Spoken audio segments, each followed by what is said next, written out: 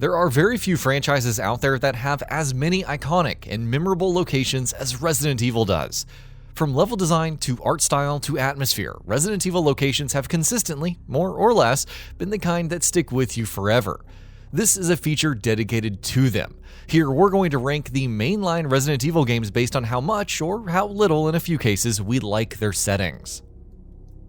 Before we go ahead, please consider subscribing to our channel. We upload new videos every single day, and your support really helps us out. With that out of the way, let's start. Number 11. Resident Evil 6. Resident Evil 6 is a full-blown, globe-trotting adventure, and it's precisely because of that reason that the game loses so much of what makes Resident Evil so good. In its attempts to take players from one location to the next in a series of set-piece moments and action sequences, it forgets to actually do much with its locations.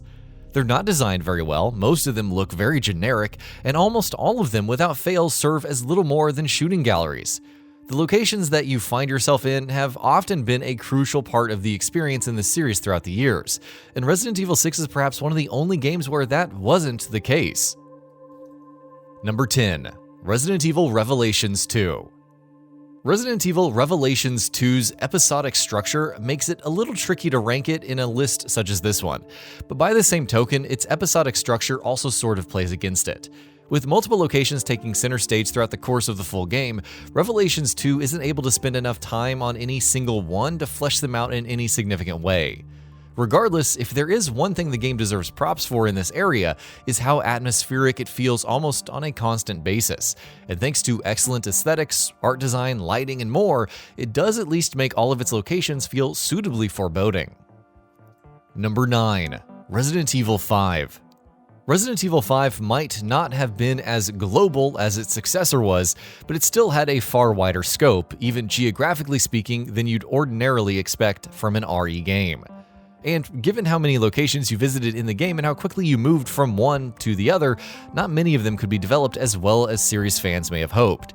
That said, Resident Evil 5 did have some really good sections in terms of their design, or even how crucial they were to the story, with the tanker at the end being an example of the former, and the old Umbrella lab of the latter. Number 8. Resident Evil Code Veronica. Rockfort Island, an Umbrella facility in Antarctica. Resident Evil Code Veronica sure takes players on an eventful journey, and for the most part, the locations that it takes you to are really good.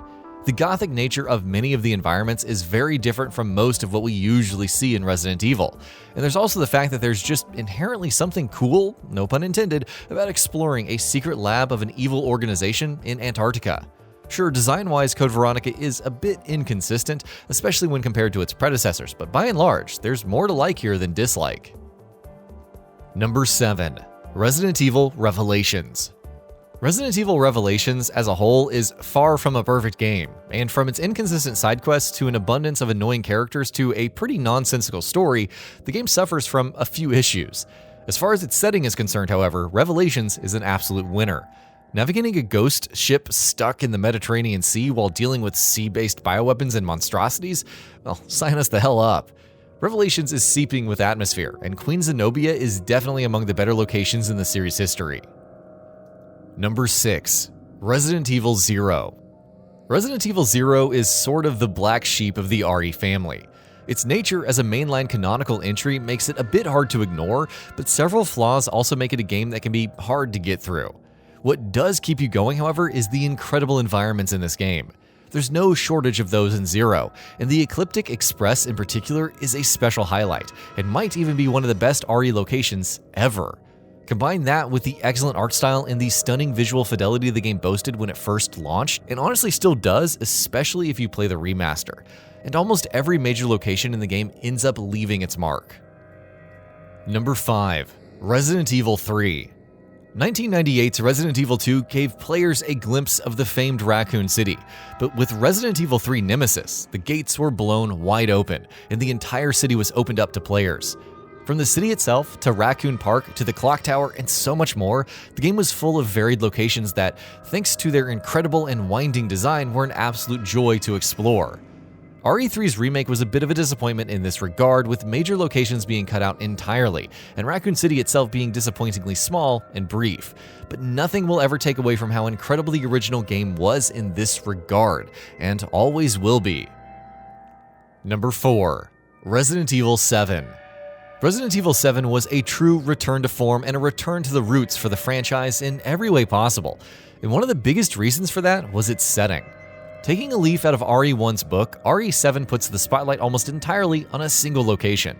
The Baker residence was a crucial part of the entire experience, and from art style to the incredible atmosphere to how well it was designed to how it encouraged exploration and puzzle solving, it was a joy simply existing within it. Later on, RE7 took players to salt mines, which were much more linear but were propped up by a really cool aesthetic, as well as a shipwreck, which not only boasted excellent level design, but is also brimming with atmosphere. Number 3. Resident Evil 4. Resident Evil 4 represented a radical shift in style and approach for the series when it first came out, and that manifested in more ways than one, including the level design. Rather than putting players in singular locations characterized by winding design, lock and key progression, a focus on exploration and backtracking, RE4 was a constant forward march, with the focus entirely on its tense action and firefights.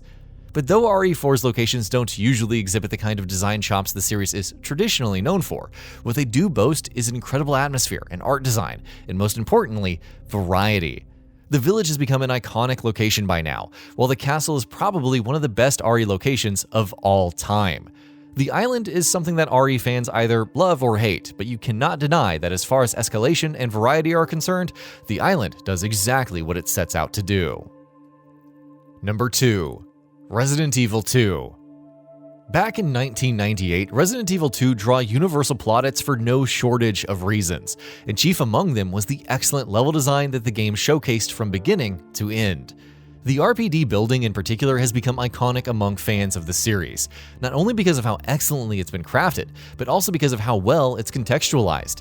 A former museum turned police station turned ramshackle building full of bioweapons and zombies, and it's exactly as cool as it sounds. The remake, meanwhile, improves upon these locations in all the ways that it should, making them more memorable and atmospheric than ever, while retaining the excellent level design that made them stand out so much in the original game. Number 1. Resident Evil. Nothing Resident Evil does will ever top the Spencer Mansion. That's not just because this was where it all began, or because of how immensely recognizable and iconic it has become over the years, though that's certainly part of it. No, what makes Spencer Mansion so special is its layered, complex design that makes the location a joy to explore. What makes it special is how it's dripping with atmosphere in a way that no other Resident Evil location has managed to date. What makes it special is the incredible backstory that the remake provides, contextualizing the location on the back of the tragic stories of the Trevor family. Spencer Mansion is on top of this list not only because of how important it is to Resident Evil, but also because it legitimately is the best Resident Evil location to date.